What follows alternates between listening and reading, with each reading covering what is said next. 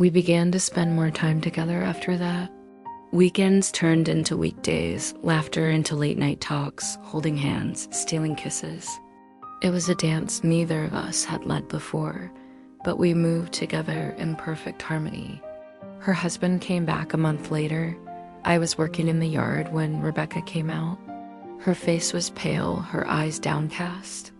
She was holding a suitcase. "Where are you going?" I asked, my heart sinking. "Back to my life," she whispered. "What about us?" I knew I was selfish, but the thought of losing her, of going back to the quiet of my own life, it scared me. "There is no us," she said, her voice breaking. "I'm sorry." Those words hit me harder than any punch. I wanted to reach for her, but I stopped myself. I knew it wouldn't help. All I could do was watch her drive away. I went back to work, but my hands were shaking. Something inside me broke that day. I missed her terribly. The days were long, the nights lonely. It felt like a part of me was missing. Then one day, I got a call. It was Rebecca. Her voice was shaky. "I need to see you," she said. "Please, come to my house." I didn't ask questions. I just drove over. When I arrived, the front door was unlocked.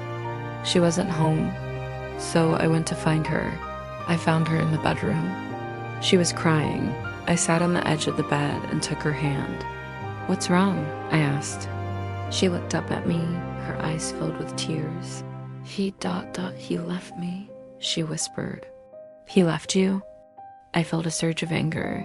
Who is this man? How could he leave such a wonderful woman? But even as I felt that anger, a part of me knew it wasn't him. It was her. She had left him too.